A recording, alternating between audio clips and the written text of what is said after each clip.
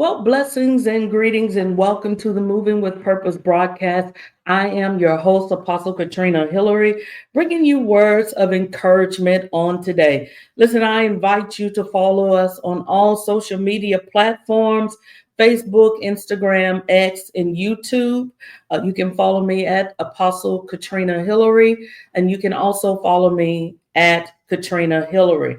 And if you would like to call or text, you can do so by calling us at 832-377-6381. That's 832-377-6381. And I also invite you to take a look at our website.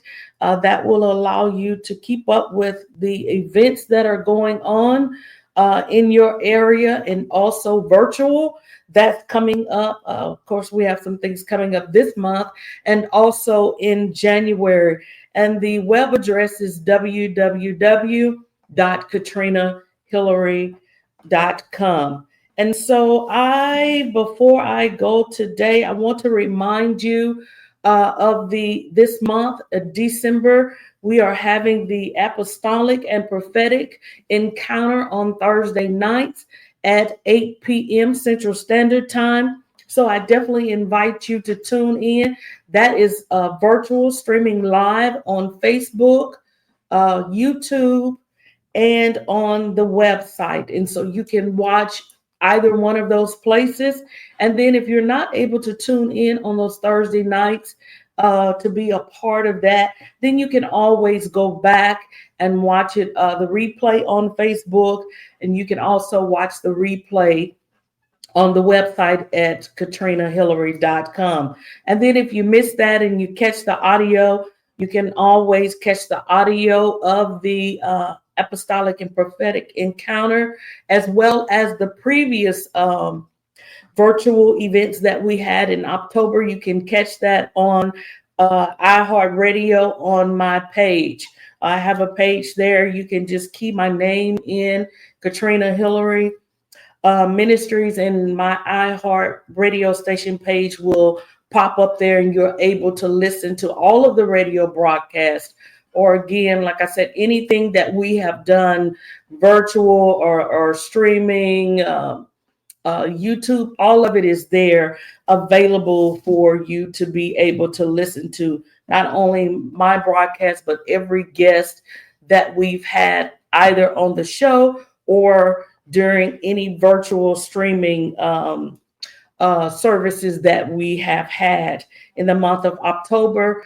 And again, this month for December, we're having the Apostolic and Prophetic Encounter. For this month, we started out with Apostle Marvin Warren. And then this coming week, we have Apostle Peggy Ratliff of New Orleans, Louisiana. And then the last speaker we will have for the month of December is Prophetess Sandra Warren of Texarkana. And then in January, we will kick off again with some other speakers, and I'll give you more information on that as we get closer to January, or you can check it out and see that information now on the Facebook page and also on our website. And so before I go today, I just want to give you some words of encouragement or something to think about as we go into this week. We are already December the 8th, and I tell you, time is just moving fast. It's like you blink and another week has passed. And so here we are on the 8th day of December. And I always say that I believe this is my season, and I also believe that it is a season for a lot of people. That what God has promised, you're going to step in some of those things in this season. And when I say season, I'm not talking about seasons as we see seasons. God's timing is not like our timing. And we can say season, and in our mind, our season can end at December the 31st, 2024. And God's seasons and timing supersedes all of what you can think or imagine. And so somebody can say, oh, it's my season. And you can be thinking literally in terms of 12 months or a week or whatever. And God's season for you can be years and years and years. Uh, it can be, God is God. It can be as long as He wants it to be, and your season can be as short as He wants it to be. And so sometimes when we're going through some things, we want those seasons to be short. But when we are experiencing blessings and overflow, then we ask God to let that season just go on and on and on. And so I believe that this is a season for me. And then with it being a season for me, I understand that there are some things that I have to do, that I am required to do in order to receive what God has for me. He has some things for me, but Trina is responsible for some things also. And then, yes, God gives us things that we know that we just don't deserve. As a matter of fact, He gives us things and He does things for us because He loves us, and He does wants us to live our best life, live in overflow. God does not want to see His people suffer. And so as we transition from December to January, we oftentimes talk about, shifting, and it's my season, and I didn't do this year, 2024, and now December is here upon us, and we're already in the 8th day, and I'm behind on some things, but I'm going to get it done in 2025. And when you look back and you reflect over your life, you realize you've been saying that for the past 5, 10, 15 years. And the things that you kept saying that you were going to do year after year after year, you never even started those things. But a lot of times the way we view things is that God promised this to me and I hadn't received it yet, and I'm just believing that He's going to do it for me. When in fact, the promise is already there. God has already gone before us. Things were already planned and in order before you were even born, if you believe what you've been saying. And so we tend to look at it like, well, it's just not God's timing, when a lot of times our holdup or the hang up is us. I'm reminded of a time when when we lived in Spring Hill, Louisiana, and I loved living in Spring Hill. I mean, it's a small town. It was then, and it's still small now. But I enjoyed it because all of my grandparents were there. All of my cousins were there, and I could just walk from house to house. Spring Hill was the type of place, and it still is in a way where you can walk wherever you need to walk. You don't have to have a car to go to the grocery store. You just be carrying bags while you're walking, but you don't have to have a car to get here and to get there. I mean, now they have a super Walmart, and it's a little bit out. Well, not that much, no different than when Piggly Wiggly and Dixie Dandy were across the railroad track. But I love the fact that I was able to go from one grandparent's house to this grandparent's house, to my great grandmother's house, to this cousin's house, and that cousin's house, and friends, and you could just play outside. You could walk everywhere, and you just didn't have anything to worry about. And then we up and moved to Texarkana when I was probably about 6 or 7. But when we got to Texarkana, it was a place where, okay, this place, you need a car to get around. And so it was a culture shock. But I would get the opportunity to go back home, what I called home, Spring Hill, during school breaks and summer breaks. And I have this fun memory, and we often talk about it.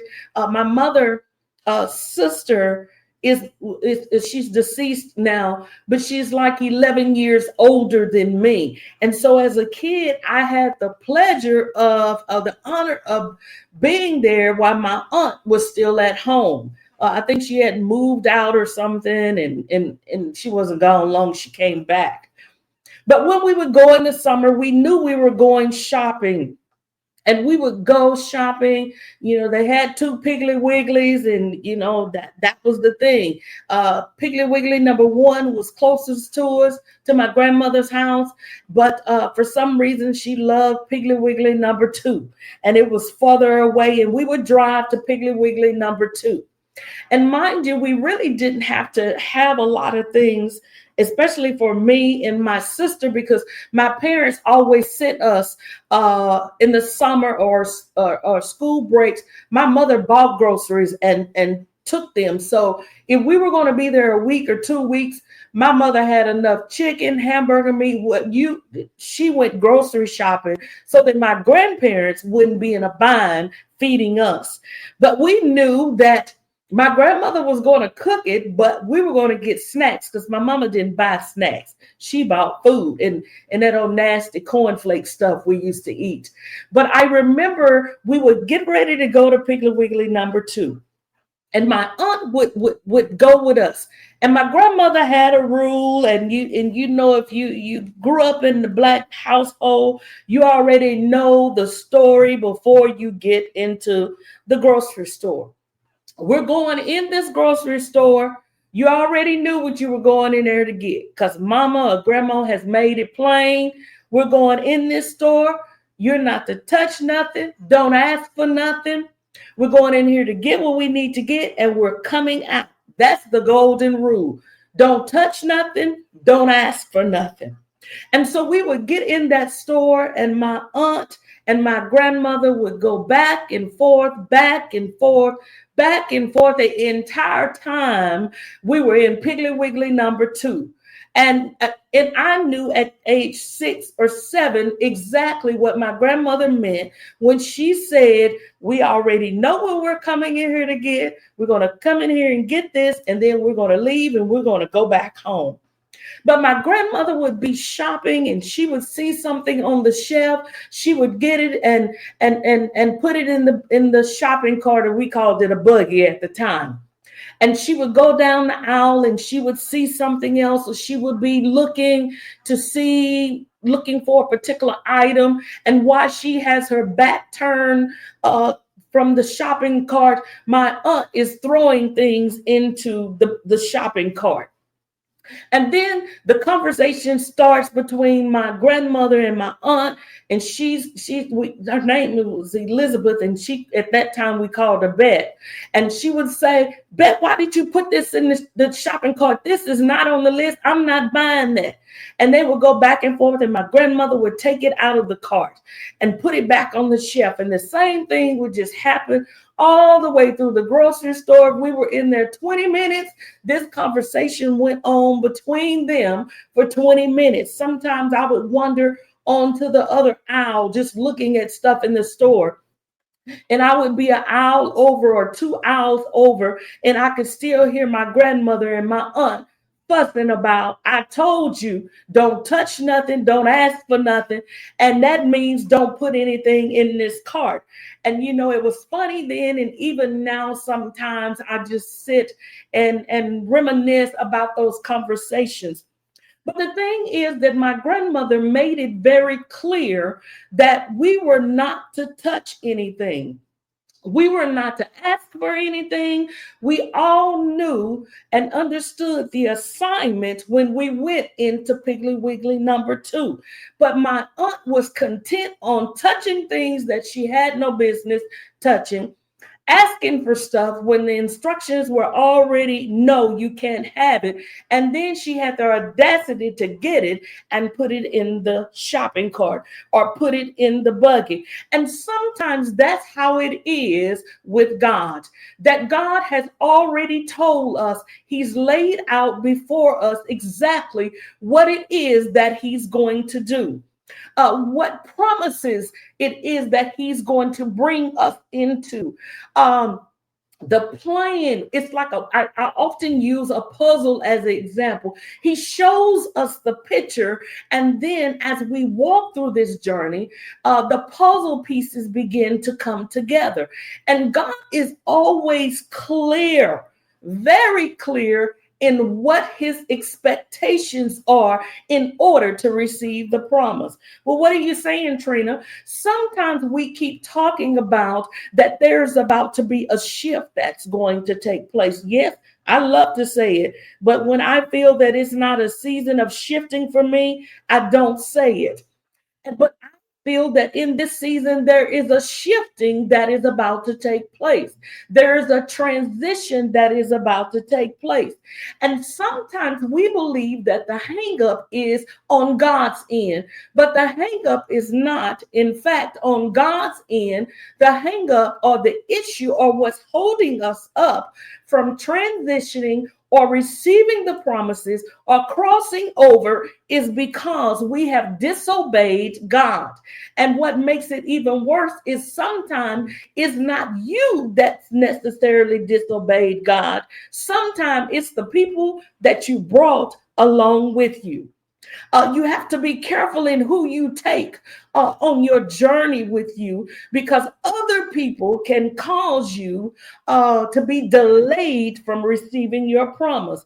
Well, let me bring it on home. I'm reminded in the book of Joshua where we know it. Let me back up even further than that and kind of just lay some foundation, because some of us are going to receive some promises. Some of us are going to receive some things in this season or the season to come. We're going to see the manifestation of some things here very soon because God promised it to our ancestors.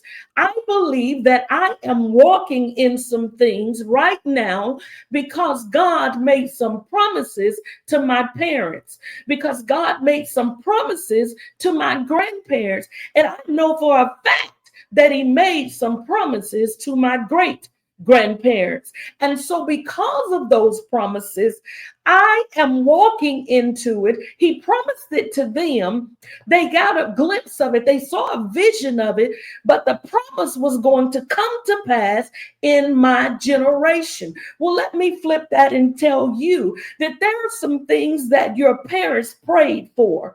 There are some things that your grandparents and your great grandparents, and even further back, and even some aunts and some uncles, some sisters and some brothers prayed a prayer and God promised them some things, but you are the one that's going to receive the promise. You are the generation that's going to walk this thing out. But what happens is you've heard that the promise was coming through your generation. You've heard of the promises in your bloodline, and now you're wondering what's the hang up. Well, the Bible tells us that God had made some promises to Abraham. And so Abraham, he was thinking in the natural when God was telling him about the promises. And sometimes that's how we are. We miss some things because God is telling us something, and we look at the natural or we look at what's going on around us. And I hear you, God, but my current circumstances does not line up with what you're saying. But God proceeds to tell Abraham that he's going to bless him. And he tells him about all of the promises. And then we even go into with Moses of being able to, of being chosen to bring the children of Israel out of Egypt. We all have an assignment, and that's another thing, that when you complete your assignment, it's not just for your generation, it's not just for you. You're moving things along for the next generation. And so God uses Moses to bring the children of Israel out of Egypt. And that God has chosen some of you to be the one that brings your family out of bondage. He's chosen you and he's called you and he's anointed you to be able to lead your family in the direction of the promise, in the direction of the promised land.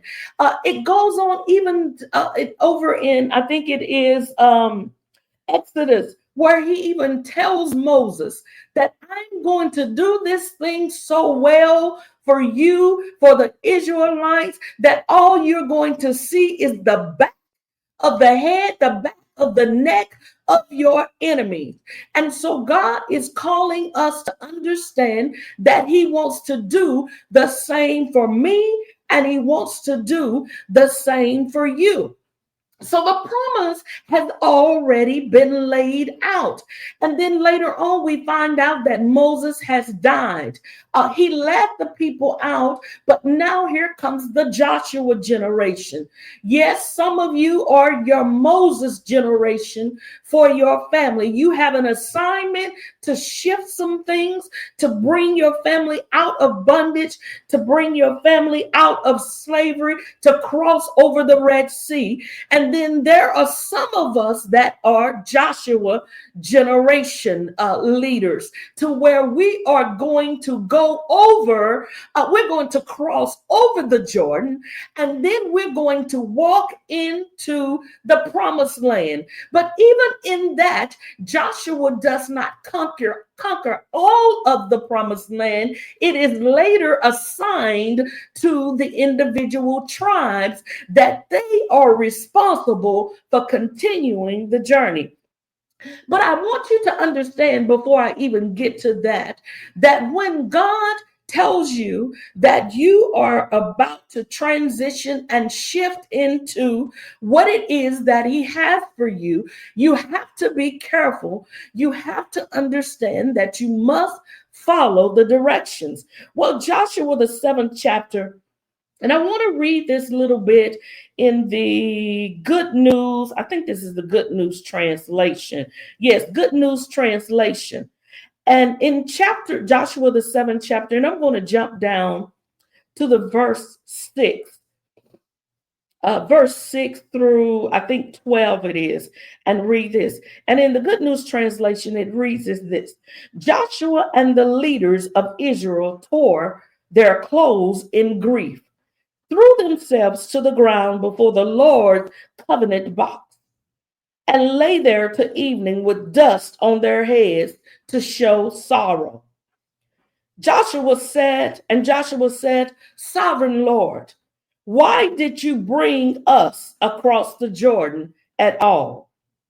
To turn us over to the Amorites, to destroy us? Why didn't you just leave? Why didn't we just stay on the other side of Jordan? What can I say, O Lord, now that Israel has retreated from the enemy? The Canaanites and everyone else in the country will hear about it. They will surround us and kill every one of us. And then what will you do to protect your honor? Joshua had some nerves, didn't he? The 10th verse says, the Lord said to Joshua, get up. Why are you lying on the ground like this? Israel has sinned. They have broken the agreement with me that I ordered them to keep. They have taken some of the things condemned to destruction. They stole them, lied about them, and put them with their own things. This is why Israelite cannot stand against their enemies. They retreat from them because they themselves have been condemned to destruction. I will not stay with you any longer unless you destroy the things you were ordered not to take. I want to close out with this thought here, that make sure that you are not the hang up. Some of us are standing still saying that God just has me in a holding pattern. God is holding me right now. God said, don't move from this place until he speaks and tells me to move. I'm waiting on God. When actually God has withdrawn himself from you. You're standing because you have something in your possession that you're not supposed to have.